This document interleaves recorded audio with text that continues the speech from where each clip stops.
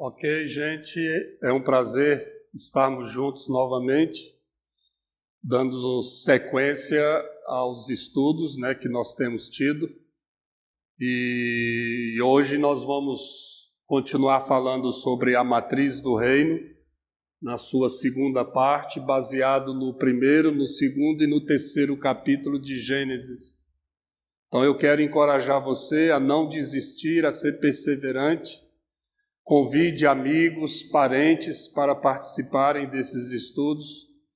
E se você tiver dúvidas, perguntas, comentários, então você entre em contato conosco durante a semana e nós teremos o maior prazer em conversar com você sobre suas dúvidas, sobre seus questionamentos. O que nós não queremos é que você permaneça em dúvidas. Tá bom? E a sua opinião é muito importante para nós. Então, que você se sinta à vontade em expressar, em se manifestar. Tá bom? Então, no último vídeo, no segundo vídeo, nós então falamos que Deus criou o homem fora do jardim, o macho, o homem, o Ishi. Depois Deus plantou um jardim no Éden e colocou o homem que ele criou fora do jardim. Deus o colocou dentro do jardim e deu a este homem as missões de cultivar o jardim, guardar o jardim, dar nomes a tudo que Deus tinha criado, crescer, encher a terra e multiplicar. E tendo dado ao homem as missões, que são variadas, e estas missões eram o cumprimento da Missio Dei, onde Deus era glorificado, Deus então viu que não era bom que o homem estivesse só, e traz à existência a mulher, a Ishá. E aí Deus vê a mulher como auxiliadora do homem, e ela vem para auxiliá-lo nas missões que ele tinha acabado de receber do Senhor. E Deus então anulou Adão na criação da mulher, fez com que Adão adormecesse. Nós entendemos que é Deus que faz o homem adormecer e acordar, é Deus que desperta o homem na hora certa, com o propósito certo, e é Deus que faz também o homem adormecer na hora certa, com o propósito certo. Então Deus está no controle. A soberania de Deus é vista, é percebida o tempo todo na matriz do reino. Nós vemos Deus interagindo com o homem, com o regente, no modelo do reino, no jardim, e nós vemos a vontade soberana de Deus prevalecendo sobre a vontade do homem.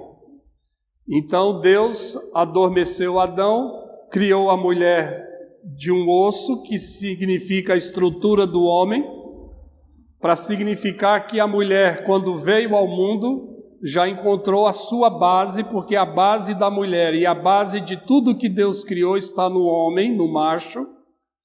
Mas Deus, tirando um osso de Adão e desse osso trazendo à existência a mulher, significa que a base desse homem também está na mulher. Então, homem com mulher no reino de Deus é glorificado e há harmonia de base. Agora, homem com homem ou mulher com mulher é confusão de base e Deus não é glorificado. Então, este é o modelo estabelecido por Deus lá na matriz. E esse modelo vai ser repetido em toda a história humana, em todo o tempo, em todos os lugares. É assim que Deus estabeleceu e é assim que deve ser repetido o tempo todo nesta existência, nesta terra, em todos os lugares, em todas as culturas. Assim Deus é glorificado. Se esse modelo for desfeito, a glória de Deus é prejudicada. Então isso fica claro lá na matriz. E depois da mulher ter sido criada por Deus, e Deus não divide a glória dele da criação com ninguém, por isso ele fez Adão adormecer, para que Eva não pudesse dar glória ao homem como seu co-criador. Então, isso foi bem respeitado lá na matriz. Deus então desperta Adão, e quando Adão olha para Eva, a primeira ação, atitude de Adão ao ver Eva foi dar a ela nome, porque era o que ele sabia fazer no jardim. Então Adão deu nome a Eva, a chamou de Ishá, porque ele era o Ishi, e ao fazer isso Deus foi glorificado, as missões foram cumpridas, e nós aprendemos aqui um princípio. O princípio que está bem claro aqui é que a primeira ação, ou melhor dizendo, a motivação, a razão principal pelo qual um homem se une a uma mulher na perspectiva do reino de Deus, é para a glória de Deus. Nós não vemos aqui Adão dizendo para Eva que a amava e que por amá-la ele então estaria junto com ela cumprindo as missões. Não. Nós vemos aqui que o fato de Adão ter cumprido em Eva as missões, dando a ela nome, e Deus sendo glorificado, então nós podemos afirmar, sem sombra de dúvida, que o padrão para a união de um homem com a mulher, ensinado pela palavra de Deus lá na matriz e que deve ser aplicado em todos os povos, em todos os tempos, é que a maior razão que deve unir um homem com uma mulher é a glória de Deus e não o amor, que é o que tem acontecido hoje. Os cristãos no mundo todo estão querendo fazer com que a gente aceite que o que deve uni-los e manter a base de uma família é o amor recíproco, o amor que um homem tem que ter para uma mulher e uma mulher para com um homem. Só que nós aprendemos que o amor não deve ser a base de união de uma família. O que deve ser a base de união de um homem com uma mulher e a formação de uma família é a glória de Deus. O amor vai existir sim, porque Deus vai colocar amor no coração do homem e amor no coração da mulher, um pelo outro, para que eles possam glorificar a Deus amando um ao outro. Mas se algum dia esse amor sofrer algum abalo e os corações dos dois se endurecerem para o outro, mesmo assim eles entenderão que não é motivo para separação, porque eles entendem que o que os uniu e o que deve mantê-los unidos até o fim, até que a morte os separe, é a glória de Deus e não o amor. Por isso, se houver perda de amor, ou se esse amor um dia acabar, eles não vão desistir um do outro, vão permanecer juntos e há muito mais probabilidade de ter o amor deles restaurado do que separados. Então nós aprendemos isso aqui na Escritura, na matriz do reino. E aí nós vemos que o homem tendo sido criado fora do jardim do pó da terra, significa que a natureza do homem é diferente da natureza da mulher no que se refere à personalidade. Ou seja, o homem é mais bruto, não no sentido de violência, mas de propriedade de sua identidade. O homem é do pó da terra, a terra é atérmica, é aforme, ela não tem forma, ela não tem temperatura, a terra é bruta, é produtiva, e assim nós vemos essas características na personalidade do homem. A mulher já foi criada no jardim, então a mulher não foi criada da terra, ela foi criada de carne e sangue, do osso do homem. Então a mulher é mais sensível, mais cheia de detalhes, a mulher necessita se sentir protegida, amada, guardada, segura. Tudo isso faz parte da sua forma com a qual ela foi criada. Então nós vemos nesses pequenos detalhes da criação um Deus maravilhoso, um Deus harmonioso, um Deus que faz faz os encaixes serem perfeitos. Não há defeito no encaixe de um homem com a mulher e de uma mulher com um homem. O encaixe deles se dá por dentro e por fora. Eles se completam fisicamente, exteriormente, mas eles se completam internamente, intimamente, pela personalidade que cobra o outro para serem perfeitos. Isso é a ação de Deus na criação dos dois.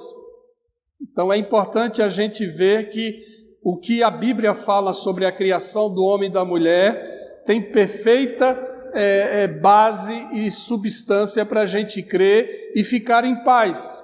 Agora, qualquer tentativa de desfazer isso, de inverter o que Deus estabeleceu como norma, vira confusão, gera problemas, tanto exteriormente, fisicamente, como também gera problemas interiormente, dentro das personalidades do comportamento de cada pessoa. Por isso é importante a gente manter aquilo que Deus estabeleceu. Dito isto, aqui na matriz, nós vemos que Deus disse aos dois, logo depois de ter criado a mulher, entregue ela ao homem, e o homem ter cumprido na mulher as missões, dando a ela nome, Deus sendo glorificado. Lá em Gênesis, a narrativa bíblica diz que este homem aqui deve deixar pai e mãe para se tornar uma só carne com a sua esposa. E nós dissemos que esse deixar, ele é integral.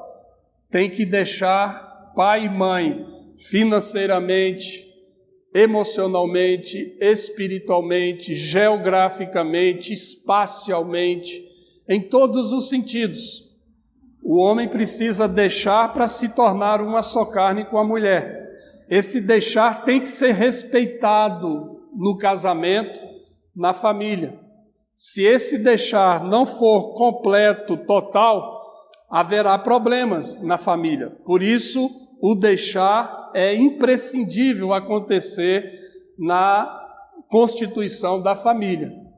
Então, aqui em Gênesis, esse texto diz que o homem deveria deixar pai e mãe. E nem no Velho Testamento, nem nos Evangelhos, nós encontramos ninguém explicando esse texto. Esse texto ficou colocado na Escritura, mas sem explicação. Até que o apóstolo Paulo, lá em Efésios, veio, e lá em Efésios, Paulo estava falando de Jesus e da igreja, e ele, ao falar no capítulo 5 de Efésios sobre Jesus e a igreja, ele também, nesse mesmo texto, faz uma analogia entre Jesus sendo o marido e a igreja sendo a esposa. Ele faz essa analogia. E quando então ele está fazendo essa analogia, ele volta lá em Gênesis e cita na íntegra o texto que está escrito lá em Gênesis, de deixar o pai e a mãe para se tornar uma só carne com a sua esposa. Então, lá em Efésios 5, Paulo está falando sobre Jesus e a igreja, e aí ele pega e diz assim: eis porque deixará o homem pai e mãe e se tornará uma só carne com a sua esposa. Então Paulo, continuando, diz assim: grande é este mistério, mas eu me refiro a Cristo e a igreja. Então, Paulo aplica o texto de Gênesis, citado lá no jardim, após a criação da mulher e a união do homem com a mulher. Então, esse texto lá de Gênesis, Paulo agora aplica ele no Novo Testamento, dizendo que aquilo que estava lá no jardim era sombra do que seria Jesus e a igreja. Então, Paulo está dizendo que na terra, hoje, a melhor fotografia, a melhor imagem clara, que mais se aproxima de Jesus e da igreja, para se entender Jesus e se entender a igreja, é a figura do casamento entre um homem e uma mulher.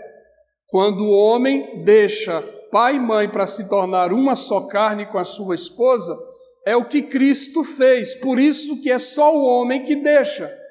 Cristo deixou toda a sua glória, se esvaziou de tudo, abriu mão de tudo, veio ao mundo, se encarnou, se tornou homem, para então se entregar à igreja e se unir com a igreja e se tornar os dois uma só carne. Então Paulo escolheu a figura do casamento, ou melhor dizendo, Deus escolheu a figura do casamento para expressar na terra o que é Cristo e a igreja. Então, quando um homem se une à sua mulher, eles estão não apenas constituindo uma família, se casando, se tornando marido e esposa nesse mundo, o que é muito bom, o que é incentivado e é normatizado pela Escritura. Mas quando o homem se une à mulher em casamento e se torna uma família, acima de tudo que isso possa significar, Paulo está dizendo que a mais clara significação do casamento é a possibilidade que um casamento tem de expressar quem é Jesus e quem é a igreja. Como o marido trata a esposa, como a esposa se relaciona com o marido, facilmente as pessoas perceberão ou verão na vida desse casal a pessoa de Jesus e também o que é a dinâmica e a vida de uma igreja. Por isso, nós não podemos desprezar isso. Dito isto, nós agora vamos lá, continuando, já que nós fomos para Efésios, capítulo 5, para entender o versículo em Gênesis que fala de que é necessário deixar pai e mãe para se tornar uma só carne com a sua igreja.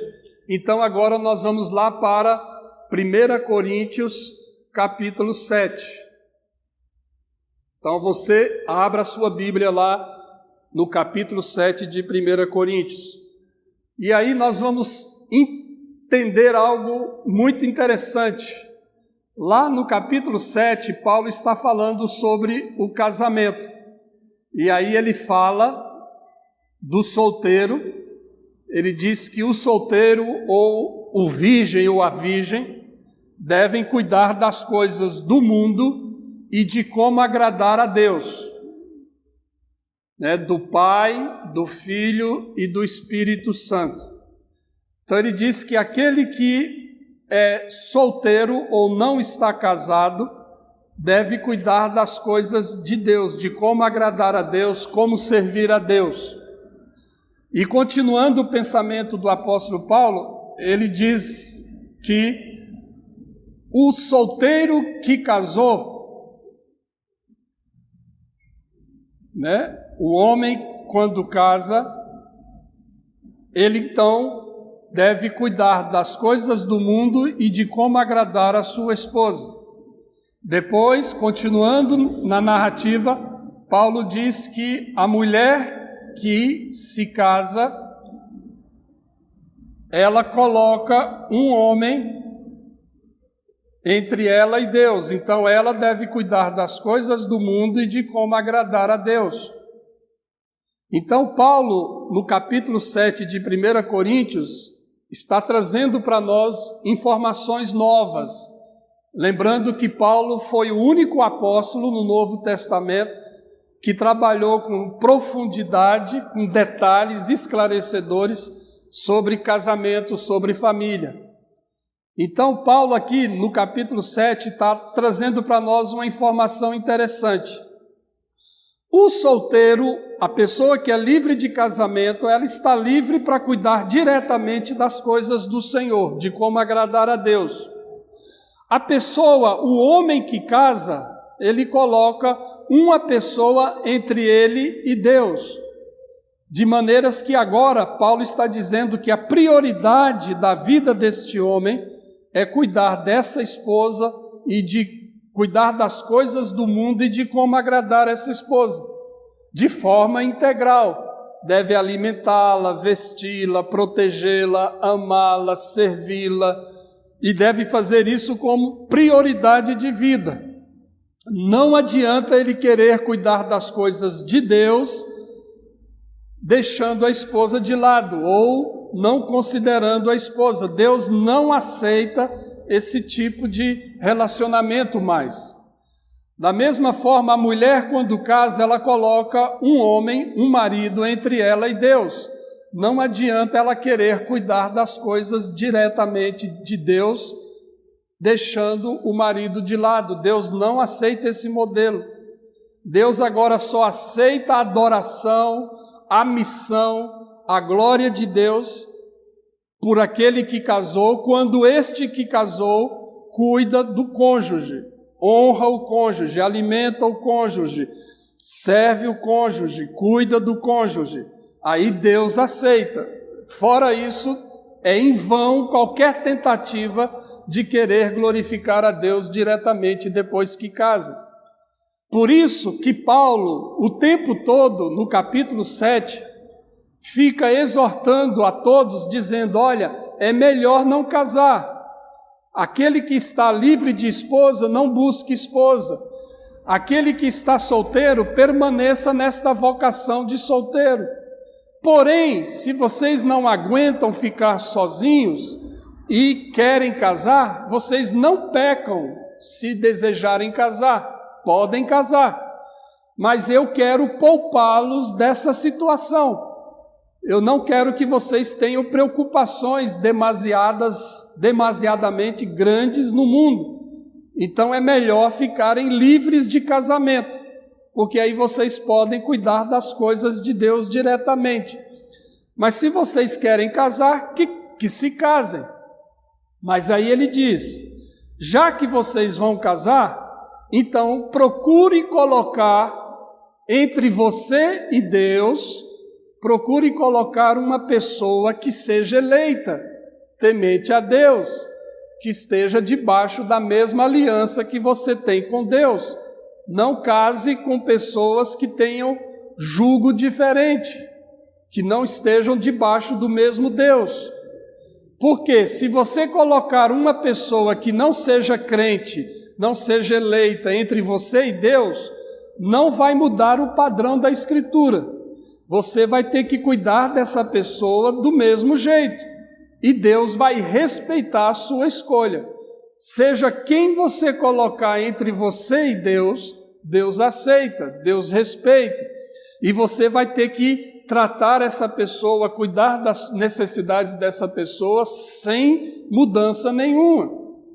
Então, já que vai ser difícil essa missão de casamento, é melhor você colocar uma pessoa eleita. Porque se você colocar uma pessoa não eleita, não vai mudar nada. Você vai ter que cuidar, amar, e ela vai ser a sua prioridade no serviço a Deus. Então, Paulo deixou bem claro isso.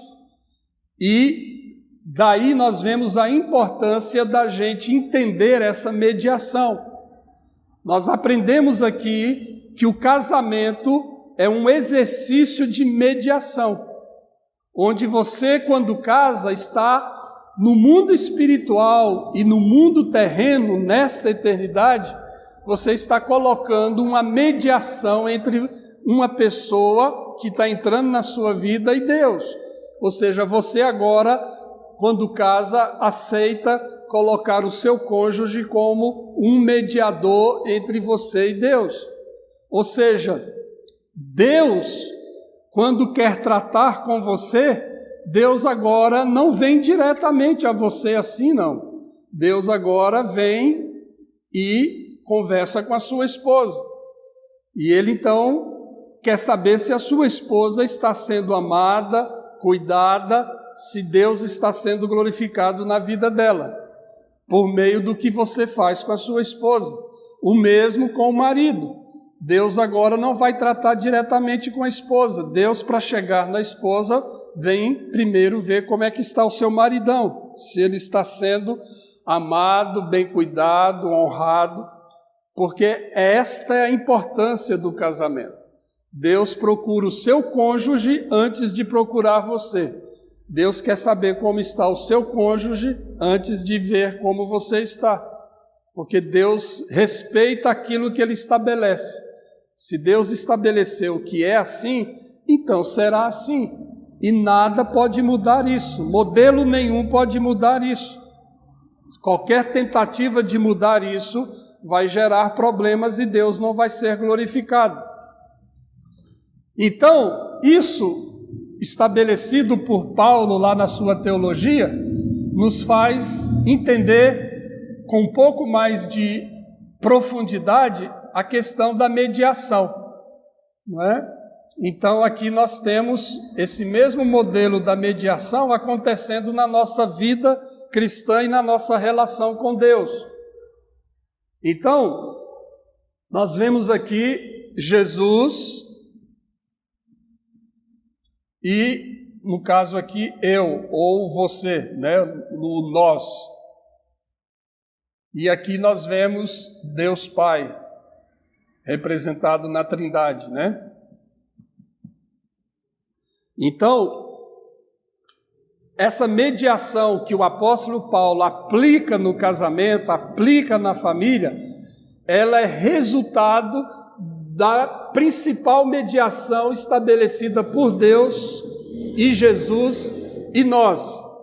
Ou seja, nós entendemos que Deus Pai é inacessível, ninguém pode chegar a Ele, ninguém pode ter comunhão com o Pai. Ainda mais nós, criaturas caídas, que pecamos, desobedecemos e temos por natureza o pecado. Então, nós não temos condições nenhuma de termos acesso a Deus. Nós estamos debaixo da ira de Deus, já nascemos em pecado, nascemos nessa condição, e o nosso acesso a Deus é impossível acontecer. A nossa carne, o nosso sangue, a nossa constituição é pecaminosa e Deus não aceita. Deus é muito santo, é extremamente santo. Deus não conhece pecado e o pecado não pode se aproximar de Deus. Nós seríamos aniquilados se comparecêssemos diante de Deus. Então Deus é santo. Mas então Deus providenciou Jesus, que se tornou homem, se encarnou, é o Deus homem.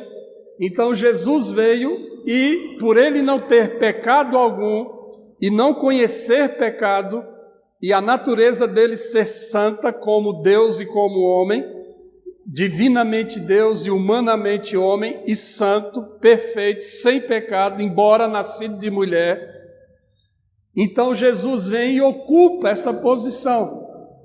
Então Deus permitiu e aceitou Jesus como mediador entre nós e Deus.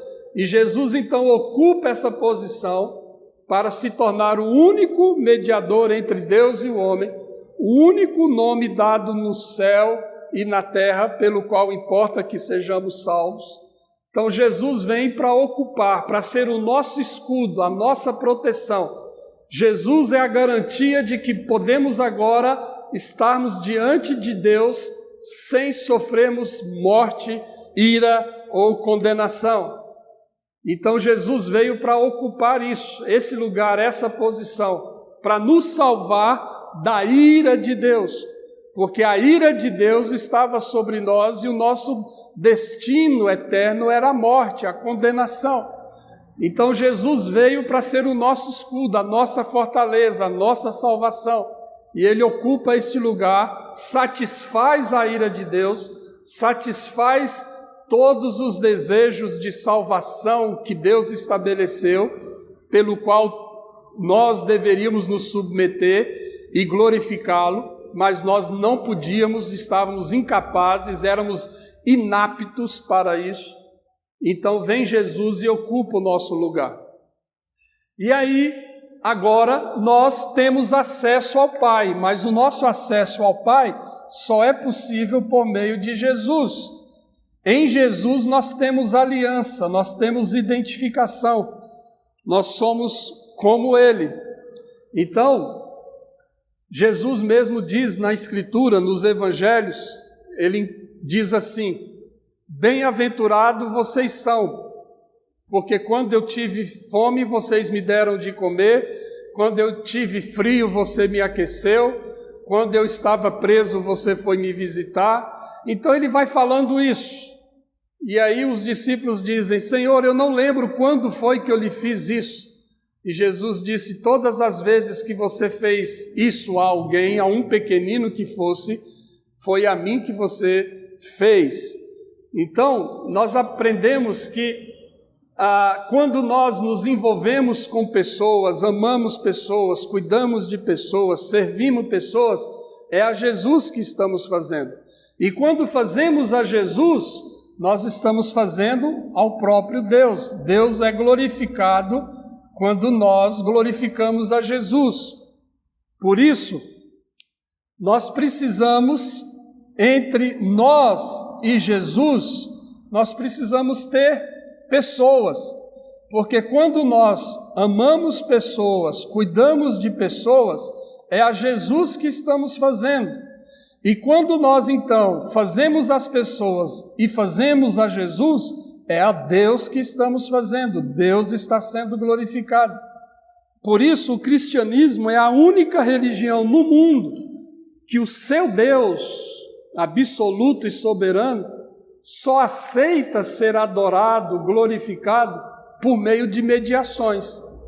E ele estabeleceu Jesus como o único mediador entre o homem, o adorador, e Deus.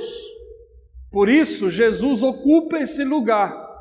Mas só que para adorarmos a Jesus e glorificarmos a Jesus, nós precisamos de pessoas na terra. Nós precisamos nos relacionar com gente, vivermos com gente, amarmos gente, perdoarmos pessoas, alimentarmos pessoas, vestirmos pessoas, nos relacionarmos com pessoas com um coração puro, genuíno, sincero. Nós temos que praticar os valores do reino para com estas pessoas e, de preferência, essas pessoas que nós colocamos entre nós e Jesus, de acordo com o Evangelho, Jesus diz que estas pessoas que nós colocaremos na nossa esfera de relacionamento, de comunhão, deveriam ser os nossos inimigos, não os nossos pais, não os nossos amigos, mas pessoas que têm algo contra nós, que nos fazem mal, porque aí a glória de Deus fica ainda muito mais próxima do que Deus fez conosco, porque nós éramos os verdadeiros inimigos de Deus, nós não tínhamos aliança com Ele, e Ele então nos convidou para a salvação, nos deu o Filho dele para fazer essa mediação. E agora ele diz o mesmo no Evangelho: quando vocês fizerem uma festa, um banquete, não convida para esse banquete os seus pais, os seus amigos, convide os seus inimigos. Por isso, a mediação é algo que a gente aprende lá na matriz, mas o apóstolo Paulo entendeu muito bem isso, que aplicou a questão da mediação para o casamento, que expressa a verdadeira ou a mais completa das mediações, que é a mediação que Jesus estabeleceu e construiu entre nós e o Pai. Então, nós só podemos ter comunhão com o Pai por meio de Jesus. E nós aprendemos que o próprio Jesus nos Evangelhos deixa bem claro que a nossa aliança com Ele, a nossa comunhão com Ele só é possível se nós tivermos gente, pessoas, entre nós e Jesus.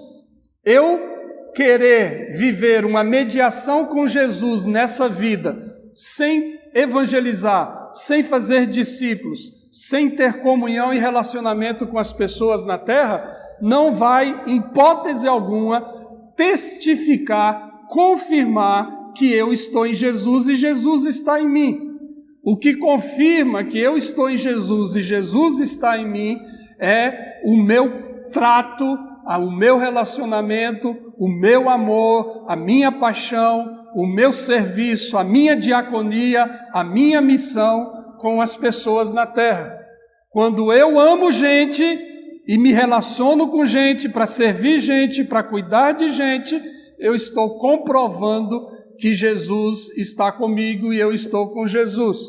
E quando isso acontece, Deus é glorificado. A mediação do Filho entre eu e Deus deu certo. E esse mesmo princípio ele aplica para o casamento. Por isso ele diz, aquele que casou cuida das coisas do mundo e de como agradar sua esposa. E Paulo também diz assim, que um líder não vai ser considerado líder se ele esquece a sua casa. Paulo não aceita presbítero ou bispo que queiram ser presbíteros ou bispos que desprezam a sua casa, que não são bons líderes na sua casa.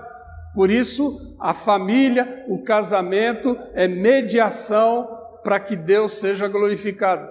Por isso, Paulo aplica o casamento à figura de Jesus e da igreja. Amém? Está claro isso aí? Qualquer dúvida que você tiver sobre isso, você depois pode entrar em contato com a gente. Então, nós aprendemos em 1 Coríntios 7 que casamento é construção de mediação.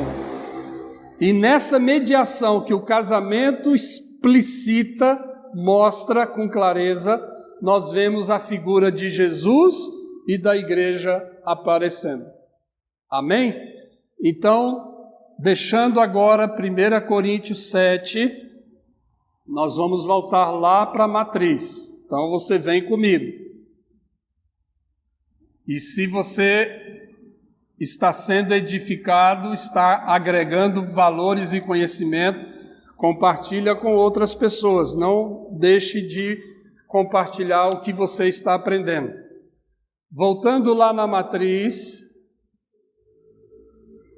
a figura do homem, as missões que Deus deu ao homem, e depois a mulher veio como auxiliadora dessa missão.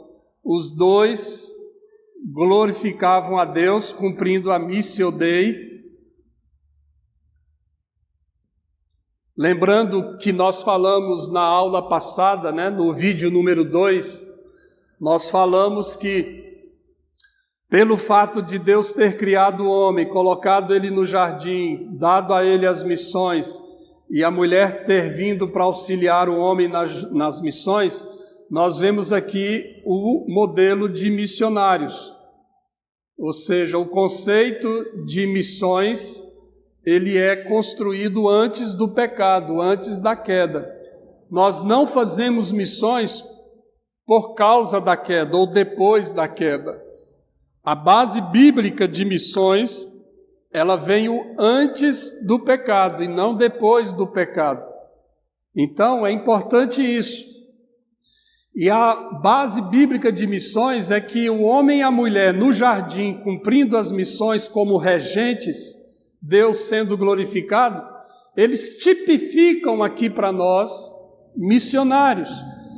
Ou seja, podemos então afirmar sem medo nenhum, sem hesitação nenhuma de errarmos, que todas as pessoas criadas por Deus e trazidas ao mundo para existirem aqui no mundo, todos vêm para cumprirem a Missio Dei, para glorificar a Deus, vêm para cumprir as missões, portanto são missionários. Não existe possibilidade de nenhum ser humano vir ao mundo que não seja esta pessoa uma missionária.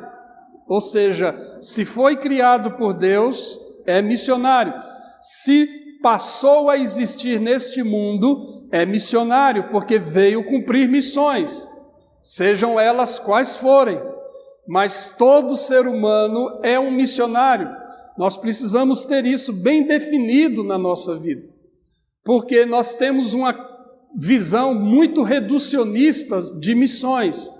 Nós pensamos que missionários são apenas algumas pessoas que trabalham de forma religiosa, com trabalhos religiosos, e que vão plantar igrejas, pregar o evangelho e converter as pessoas dos seus pecados. Não, isso é apenas um aspecto das missões, mas Todos que vieram ao mundo possuem talentos, possuem inclinações naturais de Deus, que vão esses talentos serão usados nos diversos reinos deste mundo, no reino animal, no reino mineral, no reino vegetal, em todos os tipos de reinos, e cada um vai ter a sua habilidade, a sua inclinação, e os seus talentos naturais vão levá-los a praticar o domínio e a regência nestes reinos. Por isso nós temos agrônomos, professores, veterinários, mecânicos, donas de casa, todo tipo de atividades, de ministérios sendo realizados e desempenhados na terra por todas as pessoas, em todas as culturas, em todos os tempos. E todas as pessoas que estão nesta terra dos viventes, exercitando seus talentos naturais, cumprindo as suas missões, todas elas são missionárias. Todas elas estão cumprindo alguma missão para a qual ela veio ao mundo, e ela está ali cumprindo, exercendo os seus talentos e cumprindo as suas missões. E Deus está sendo glorificado em tudo isso, em todos os lugares.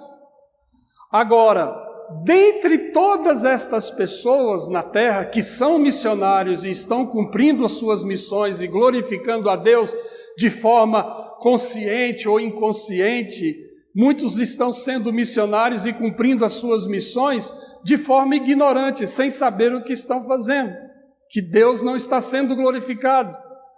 Mas destes, Deus escolhe, chama para a salvação alguns, são os eleitos. Estes que Deus escolhe, chama, Deus ainda separa alguns destes para serem profetas, pastores, missionários transculturais, missionários que já são missionários naturalmente, mas agora serão missionários de causas especiais. Vão traduzir as escrituras, vão treinar pastores e líderes, vão plantar igrejas e vão viver nesse ministério. E estes que já possuem os seus talentos naturais, agora por terem sido eleitos, salvos em Jesus, eles agora vão receber dons, serão dotados com dons para que agora possam exercer missões específicas, que são as missões que comumente conhecemos como igreja, que são as missões religiosas. Só que no senso comum, a maioria dos cristãos entendem que missões são apenas estas missões especiais religiosas feitas por algumas pessoas. Não, nós precisamos aprofundar, entender o sentido e a significação de missões na Bíblia. Portanto, aqui na matriz, em Gênesis, nos 3 primeiros capítulos, nós vemos as missões tomando o tamanho certo, exato, e as raízes de missões sendo aprofundadas aonde precisam. Ok? Então é importante você lembrar que nós precisamos ver o mundo e as pessoas sendo missionários. E aqui eu também abro um parêntese para dizer que dentre estas missões todas, e que todos vêm à existência para desenvolvê-las, nós temos as missões para o mal e as missões para o bem. Ou seja, tem pessoas que estão aqui no mundo e que vão no mundo cumprir ou desempenhar missões, atividades que aos nossos olhos, neste mundo, são missões que vão dar razão ou fundamentar o mal neste mundo, razão para o mal. E nós temos missões, pessoas no mundo que vão trabalhar de forma consciente ou não para o bem. Então, nós temos nesse mundo pessoas trabalhando para o mal e para o bem. Só que pela perspectiva do reino de Deus, tanto o mal como o bem produzem glória a Deus. Só que nós não temos maturidade nem condições racional de entendermos com profundidade e clareza Deus sendo glorificado no mal. Mas a Bíblia diz que Ele criou o bem e faz o mal, Ele faz a guerra e faz a paz. Ele lida o tempo todo com isso. E nisto Ele está sendo glorificado. A Bíblia diz que Ele mesmo criou o inferno, preparou o inferno para Satanás, os seus demônios e todos aqueles que vão estar lá com Ele. E que toda língua vai confessar que Jesus Cristo é Senhor e todo joelho vai se dobrar, joelho de pessoas boas, pessoas más. Então, até o inferno vai glorificar a Deus. Deus é Senhor absoluto sobre tudo que Ele criou. Se você atribuir a algo que existe nesse mundo, que existe nessa eternidade, que Deus não tenha criado, ou você está dizendo então que existe algo nesse mundo ou nesta eternidade que não produz glória a Deus. Mas não, tudo o que existe nesse mundo, tanto as coisas visíveis ou invisíveis, as perceptíveis ou não perceptíveis, as racionais ou não racionais para nós, todas as coisas nesse mundo, todas as forças, todos os poderes, tudo que há nesse mundo, de bem ou de mal, tudo glorifica a Deus, e Deus é soberano e Senhor sobre tudo isso. Por isso, teologicamente pensando, faz sentido sim que todas as pessoas que vêm ao mundo, sejam elas para o bem ou para o mal, elas estão dentro de um processo maior, que é o de produzir glória a Deus. Deus está sendo glorificado em tudo isso. E o nosso papel é reconhecermos isso e participarmos disso com uma diferença. Muitos participam desse processo de glorificar a Deus no bem ou no mal de forma ignorante. Eles não sabem que Deus está neste negócio. A diferença é que nós, os eleitos, os crentes, aqueles que nasceram de novo e que vivem de acordo com a palavra de Deus, que entende Deus e que conhece a Deus, nós participamos desse processo todo de glorificação a Deus no bem ou no mal, mas nós participamos de forma consciente. Nós sabemos quem nós somos, nós sabemos o Deus que nos criou e que nos trouxe a esse mundo, que nos deu talentos naturais, nos deu dons, nos chamou para a vida eterna, nos deu as missões e nós estamos glorificando a Deus como missionários, sendo agrônomos, mestres, mecânicos, vendedores, dona de casa, seja lá o que for, ou muitos até como pastores, como é o meu caso, como missionários transculturais que estão plantando igrejas, traduzindo a Escritura. Nós estamos nesse processo, mas nós sabemos quem somos e nós estamos conscientes participando desse processo. Então eu estou falando isso porque a gente precisa aprofundar, entendermos melhor a base das missões, a base da mediação, o porquê disso, porque é importante a gente guardar e entendermos isso. Amém? Bênção. Dito isso, nós já estamos perto de concluir esse terceiro vídeo. Eu quero lembrar a vocês que no próximo vídeo, daqui uma semana, no vídeo número 4, nós vamos estar trabalhando ainda na matriz a questão do pacto. Nós vamos ver no próximo domingo a ação da serpente no jardim, o que a serpente fez com os dois.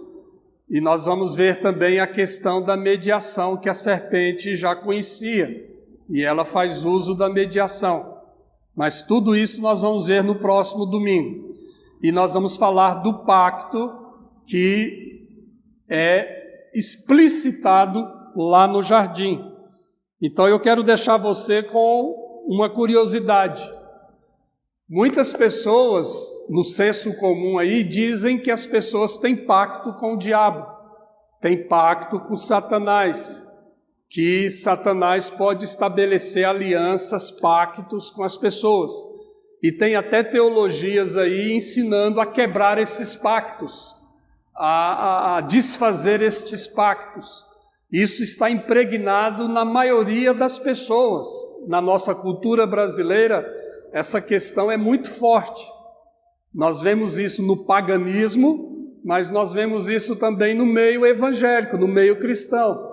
Então, há pouco conhecimento real, bíblico, sobre essa questão. E aí, no próximo vídeo, nós vamos trabalhar essa questão. Então, eu te convido a não perder e divulgue, chame mais pessoas para participar, tá bom? E agora eu quero te lembrar, né, do que nós temos falado em todos os vídeos, para que você faça a sua inscrição. Se você tem desejo, está crescendo, né, está sendo edificado e quer participar dos 10 vídeos de reflexão, então eu quero te convidar a fazer a sua inscrição. Entre em contato com a Sara, né, e faça a sua inscrição. E fazendo a sua inscrição, você vai ser encorajado, acompanhado nos 10 vídeos, e depois você vai receber um certificado do Pronace e da Associação Cristã Reino, Missão e Discipulado, que é a REMID. Então, você vai receber o certificado. Vocês que moram aqui em Goiânia, ou próximo a Goiânia, nós vamos ter um culto, um momento, um encontro aqui na nossa base da Igreja REMID em Goiânia, para a entrega do certificado a todos que podem estar conosco, ou poderão estar conosco aqui fisicamente, respeitando todo o protocolo, né, que existe aí de isolamento, de segurança por causa do Covid. Aqueles que moram longe de Goiânia, no Brasil ou fora do Brasil, porque temos pessoas nos Estados Unidos, na Europa e na África que estão participando e que vão receber o certificado, nós vamos enviar por meio do correio.